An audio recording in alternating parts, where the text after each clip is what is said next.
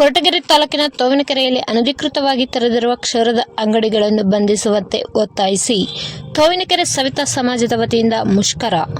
ವಂಶ ಪಾರಂಪರ್ಯವಾಗಿ ಸವಿತಾ ಸಮಾಜದವರು ನೂರಾರು ವರ್ಷಗಳಿಂದ ಕ್ಷೌರಿಕ ವೃತ್ತಿಯನ್ನು ಮಾಡಿಕೊಂಡು ಜೀವನ ನಡೆಸುತ್ತಿದ್ದು, ತೋವಿನಕೆರೆಯಲ್ಲಿ ಹೊರ ರಾಜ್ಯದ ಮುಸ್ಲಿಂ ಜನಾಂಗದವರು ತೋವಿನಕೆರೆಯಲ್ಲಿ ಕ್ಷೌರಿಕ ವೃತ್ತಿ ಮಾಡಲು ಗ್ರಾಮ ಪಂಚಾಯಿತಿ ವತಿಯಿಂದ ಯಾವುದೇ ಅನುಮತಿ ಪಡೆಯದೆ ಸ್ಥಳೀಯ ನಿವಾಸಿಗಳಿಗೆ 12 ಕುಟುಂಬಗಳಿಗೆ ಬೀದಿ ಪಾಲು ಆಗುತ್ತಿರುತ್ತದೆ.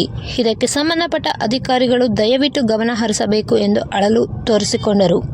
ಈ ಸಂದರ್ಭದಲ್ಲಿ ಸ್ಥಳೀಯ ಮುಖಂಡರುಗಳಾದ ಕೃಷ್ಣಮೂರ್ತಿ, ರಂಗನಾಥ್, ಹನುಮಂತರಾಜು, ಶಿವಣ್ಣ, ಗಿರೀಶ್, ರವಿ, NP, ಶಿವಕುಮಾರ್ ಇನ್ನು ಅನೇಕ ಮುಖಂಡರುಗಳು ಹಾಜರಿದ್ದರು. ವರದಿ ಹನುಮಂತರಾಯಪಡಿ, ತೋವಿನಕೆರೆ.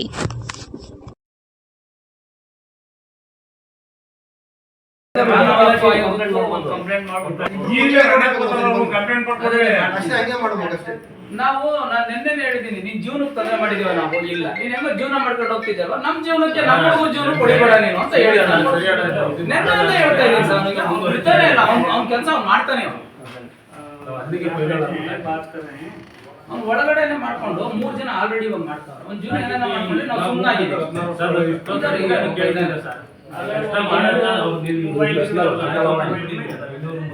इसने बगैर कुछ लिखा ऐसे ही मोबाइल गेम में डाल के वीडियो बना ली। अरे गलत बात है। तो ऐसे मैंने मार दी तो उसका शाम बोल रहे हैं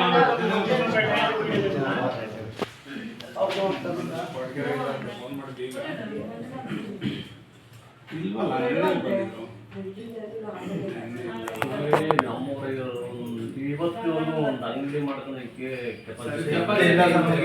ಸುಮ್ಮನೆ ಈಗ ನಾವು ಹಂಗ್ ಮಾಡ್ಕೊಂಡಿದ್ರೆ ಪಂಚಾಯತಿ ಬಿಲ್ಡಿಂಗ್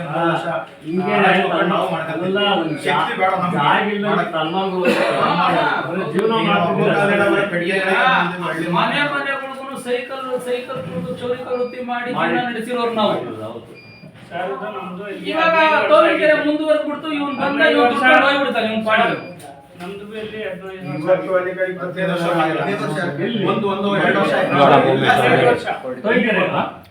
ಕೊರಟಗೆರೆ ನಗರಾಭಿವೃದ್ಧಿ ಪ್ರಾಧಿಕಾರ ಬೇರೆ ಆಯ್ತಾ?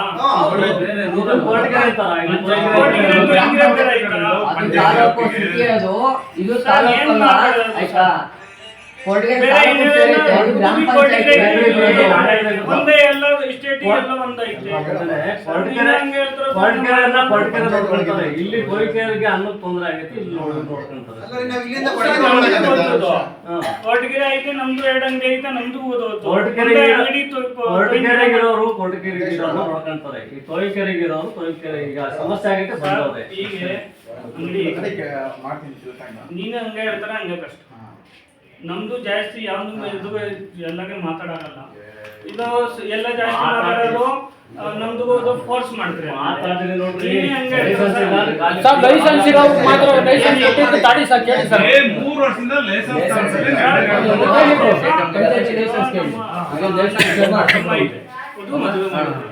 ಕೃಷ್ಣ ಲೈಸೆನ್ಸ್ ಕೇಳಿ ಮಾಡಿಸಿ ಬಿಡು. ಆಧಾರ್ ಕಾರ್ಡ್ ಇಲ್ಲೇ ಐತೆ. ಆಧಾರ್ ಕಾರ್ಡ್ ಫ್ಯಾಮಿಲಿ ಮ್ಯಾಟರ್ ನಾವು ಕೇಳಲಿಲ್ಲ. ಇಲ್ಲಿನ ಸ್ಥಳೀಯ ಉದ್ಯೋಗಿಗಳಿಗೆ ತೊಂದರೆ ಕೊಡ್ತಾ ಇದ್ರೆ ಅಷ್ಟೇ ನಮಗೆ ಬೇಕಾಗೋದು.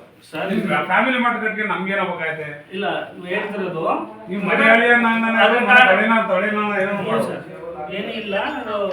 ಈಗ 4 ವರ್ಷ ನಮ್ದು ಇಲ್ಲೇ ಐತೆ. ನೀನು ಹಂಗೆ ಹೇಳ್ತಾರೆ ಹಂಗೆ ಒಟ್ಟಿಗೆ ನಮ್ದು ಇದು ಜಾಸ್ತಿ ಮಾತಾಡಲ್ಲ. ಎಲ್ಲಗೆ ಆಚೆನ ಆಡ್ಬೇಡ, ಬೇರೆ ತೊಂದರೆ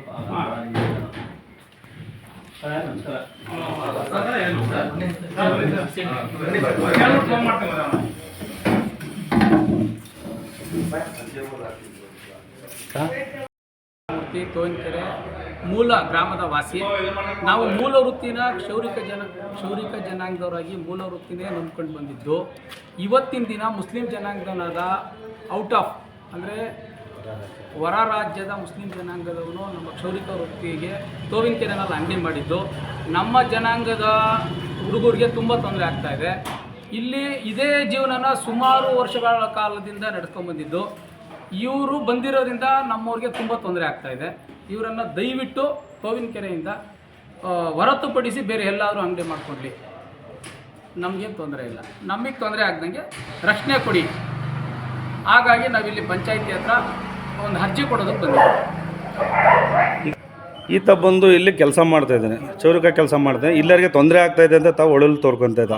ಈಗೆಲ್ಲ ಈ ಒಂದು ಭಾಗದಲ್ಲಿರೋ ಅಂಥ ತಾವುಗಳು ಇಲ್ಲಿವರೆಗೂ ಕೆಲಸ ಮಾಡ್ಕೊಂಡ್ಬಂದು ತುಂಬ ಆದಿನ ಕಾಲದಿಂದ ತಂದೆ ಮುತ್ತಾತ ಕಾಲದಿಂದ ನೀವು ಕೆಲಸ ಮಾಡ್ಕೊಂಡು ಬಂದಿದ್ದೀರಾ.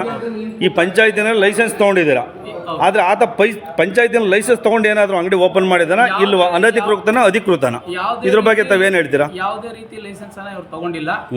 ಅನಧಿಕೃತವಾಗಿ ಬಂದು ಅಂಗಡಿ ಓಪನ್ ಮಾಡಿ ಕೆಲಸ ಮಾಡ್ತಾ ಇದ್ದಾರೆ. ಈಗ ಏನು ಮಾಡ್ತಾ ಇದ್ದಾರೆ ಅಂದರೆ ಮುಂದ್ಗಡೆಗೆ ಇನ್ನೂ ಆಲ್ಟರ್ನೇಟ್ ಮಾಡಿ ಇನ್ನೊಂದು 4 ಜನ ಕರೆಸ್ಕೊಂಡ್ಬಿಟ್ಟು ಅವರು 6-7 ಜನ ಕೆಲಸ ಮಾಡ್ತಾರೆ. ನಾವು ಟೋಟಲ್ ಕುಟುಂಬದವ್ರು 7 ಕುಟುಂಬದವರಿಂದ 7 ಜನ ಇರೋದು. ಬೇರೆ ಅಧಿಕೃತವಾಗಿ ಯಾರನ್ನೂ ಇಟ್ಕೊಂಡು ಕೆಲಸ ಮಾಡಿಸ್ತಾ ಇಲ್ಲ ನಾವು. ಹಂಗಾಗಿ ನಮಗೆ ಒಂದು ತುಂಬ ತೊಂದರೆ ಆಗ್ತಾ ಇದೆ ಅವನಿಂದ. ಇದ್ರ ಬಗ್ಗೆ ಹಿಂದೇನಾದರೂ ಸ್ಟೇಷನ್ಗೆ ಹೋಗಿದ್ವಿ. 6 ತಿಂಗಳು ಟೈಮ್ ತೊಗೊಂಡಿದ್ರು. 6 ತಿಂಗಳು ಆದಮೇಲೂ ಕೂಡ ಇವನು ಖಾಲಿ ಮಾಡಿಲ್ಲ. ಇವತ್ತು ಕೇಳಿದ್ರೆ ನಮಗೆ ದೌರ್ಜನ್ಯ ಅಂತ ಇದನ್ನು ಮಾಡ್ತಾರೆ. ಈಗ ಮುಂದೆ ಕಾನೂನು ಕ್ರಮದ ಬಗ್ಗೆ ತಾವೇನು ಹೇಳಕ್ಕೆ ಇಷ್ಟಪಡ್ತೀರಾ? ಮುಂದೆ ನಾವು ಇವಾಗ ತೋವಿನಕೆರೆ ಪಂಚಾಯತಿನಲ್ಲಿ ಒಂದು ಅರ್ಜಿ ಕೊಟ್ಟಿದ್ದೀವಿ. ಪಂಚಾಯತಿಯವರು ನಮಗೆ ತುಂಬ ಅನುಕೂಲ ಮಾಡಿಕೊಡ್ತೀವಿ ಅಂತ ಹೇಳಿದ್ದಾರೆ. ಮುಂದೆ ಇವರು ಅಂಗಡಿನ ತೆರವುಗೊಳಿಸ್ತಾ ಹೋದರೆ ನಾವು ಮುಂದೆ ಸ್ಟೇಷನ್ ಮಟ್ಟದಲ್ಲಿ ಉಗ್ರ ಹೋರಾಟ ನಡೆಸ್ತೀವಿ. Thank you sir.